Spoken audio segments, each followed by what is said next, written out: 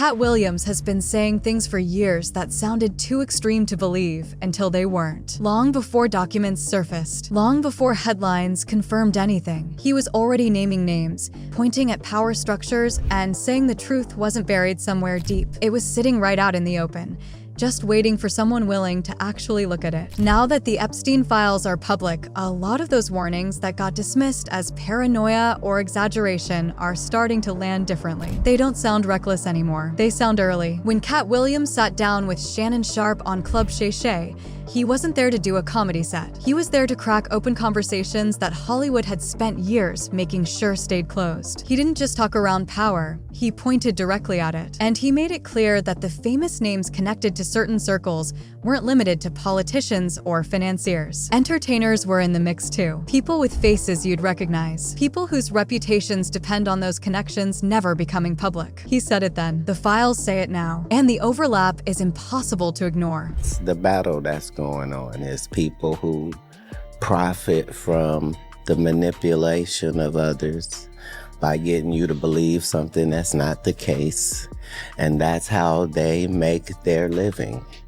And it is now a difficult time for those entities. Back when Williams was saying these things, the default response was dismissal. People called him bitter, paranoid, a comedian who'd burned too many bridges and was now just throwing wild accusations to stay relevant. But that narrative gets harder to maintain when court documents start confirming the framework he was describing. When flight logs surface with recognizable names attached. When the patterns he pointed at years ago start showing up in official records that can't be waved away as conspiracy theory or sour grapes. When the Epstein files went public, the response wasn't universal acceptance of uncomfortable truths. It was defensive scrambling. Fans immediately mobilized to protect the celebrities they'd built emotional attachments to. The idea that someone they admired, someone whose work they loved, whose persona they trusted, could be connected to something this dark felt impossible to reconcile. So a lot of people just refused to, and no name triggered that protective reflex harder than Jay-Z. The reaction was immediate, intense, and in a lot of cases, louder than the actual information being discussed. Take people like Jay-Z and Pusha T, they made their living our people, so how the f they gonna stand up for our people? You know what I'm saying? But we forget that because we love Jay-Z's music so much. We love Pusha's music so much, right? But you think they would ever, oh, Beyonce had the best fit for somebody else? Yeah. You know what I'm saying? You think they would ever tell the truth? No, if they told the truth, by anything, they'd go to jail. You know what I'm saying? So you have liars. Man. Liars are now the face of our culture. An anonymous accuser placed Jay-Z's name in the documents. That was enough. His fan base responded instantly and with force. The defense was immediate. The timeline doesn't add up, they said. In the mid-1990s, Jay-Z was still building. He wasn't a global icon yet. He didn't have the kind of access to elite circles that would put him in those rooms. Clips resurfaced showing him moving closely alongside figures like Harvey Weinstein. Not at industry events where everyone's shaking hands for the cameras, but in contexts that suggested familiarity, comfort, the kind of proximity that doesn't happen by accident. Thoughts on Donald Trump and what it means for mass incarceration? You know what? This is a labor of love for Jay, and as a result, he's my friend. We're here to talk about that and nothing else. Then can I ask you about mass incarceration? And do you think the movement... So you telling me we got footage of Harvey Weinstein protecting Jay-Z from answering a question about Donald Trump? I'm sorry, Jay-Z, but I need you to come out and say something, man. You too quiet, and you weren't at the Grammys. When those accusations came out about Diddy, you came right out firing on all cylinders, and now your name is getting mentioned in these Epstein files, and it's crickets. I wonder will you be at the Super Bowl. I was saying it was a given you gonna be at the Super Bowl, but the more and more that this is playing out, I wouldn't be surprised, y'all, if Jay didn't even show up to the Super Bowl behind this. See, the minute they brought up Russell Wilson's name in the Epstein files, he came right out, smashed it, said that shit ain't true, whatever. All these other celebrities is trying to ignore it and act like it's just gonna vanish. It ain't going nowhere. Old videos started circulating again. showing Campbell in contexts that now carry a different weight. People started asking harder questions. How much did she actually know? Was she just adjacent to something terrible, or was there a more active role? Specifically, did she help funnel young models into spaces they shouldn't have been in, under the pretense of legitimate career opportunities? There's no smoking gun that answers that definitively, but the questions aren't going away. And silence, in this environment, tends to get read as evasion rather than restraint. I'm still shocked that there's nothing about Naomi Campbell really coming forward yet. I'm surprised. I'm like bitterly surprised. Her time.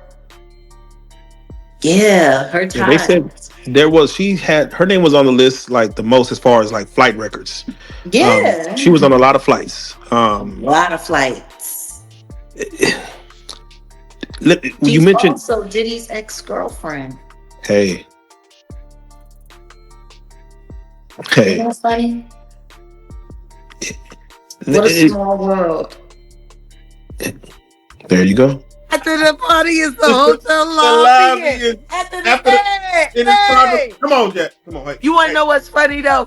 Yeah. Naomi Campbell is finally being dressed. Yeah. What? Y'all ain't heard? Cruella DeVille is finally being checked. Wow.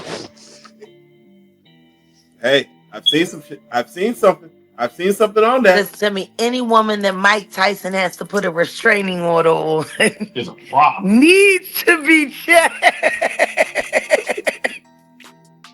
That is facts. Them is facts. Oh, wait, hold on, wait. I keep telling everybody, she the Ghislaine. Man. I'm still trying to figure out how she pulled that off. Where she was able to get a white woman to go to jail for. Then there's Bill Gates. Years ago, he acknowledged on television that spending time with Jeffrey Epstein had been a mistake. He framed it carefully: a few dinners, professional overlap, nothing substantial. The implication was clear: minimal contact, poor judgment in retrospect, but nothing that warranted serious concern. The documents tell a different story. What the files reveal isn't a handful of dinners. It's repeated contact, sustained connection, a relationship that went well beyond the casual. I was foolish to spend time with him. I was one of many people who regret ever knowing him. No, apparently Jeffrey wrote an email to himself. That email was never sent. The email is, false. So I don't know what his thinking was there. It just reminds me, every minute I spent with him, I regret and I, apologize that I did that.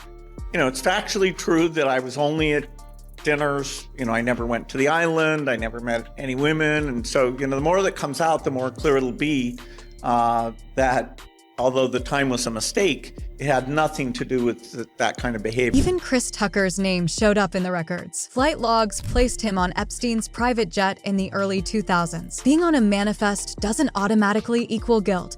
That needs to be said clearly. But when the list of passengers keeps growing, and the names keep overlapping with the same powerful circles, patterns become harder to dismiss as coincidence. Tucker's team moved quickly into damage control. Their explanation was specific. We have new photos like this one coming out of Chris Tucker in the new Epstein files that were released to the public. And I'm not gonna lie, I was a little bit shocked to see that they didn't include this photo that has been circulated of Chris Tucker with one of Jeffrey Epstein's victims. Now, Chris Tucker being mentioned in the Epstein files is honestly nothing new. We saw the flight logs years ago that had Chris Tucker's name alongside of Ghislaine Maxwell, Jeffrey Epstein, Bill Clinton, and Kevin Spacey. And there was also another victim of Epstein that came out and spoke about this specific Africa trip, and she was from Africa, and she was recruited into Jeffrey Epstein's orbit on this specific trip. And she claims that Jeffrey Epstein used his illusion of wealth and his connections to people like Chris Tucker, Kevin Spacey, and Bill Clinton in this trip to get her into his orbit. You knew Jeffrey Epstein, didn't you? Yeah, I did. We flew Bill Clinton and a lot of different that was a humanitarian trip to Africa. And I met him on that trip because it was his plane. I didn't know who plane we was getting on, but it was a whole bunch of dignitary people. We was with a delegation. And yeah, I met him, and you know, you don't know people, what they do in their private lives. So yeah. But tell me this, Chris. You was on this private plane, and you could tell that it was a private plane because they called it, what is it, Lolita Express? Oh yeah, it was a private plane. Yes. Oh yes. But wait a minute. You didn't never go to that island, did you? No. I don't know where that thing at. No. And once you see the pattern, you can't unsee it. This is just part 1. Drop your thoughts in the comments. What stood out to you? What connections are people still missing? Hit like if this got you thinking, and subscribe if you want part 2, because there's a lot more to unpack, and we're just getting started.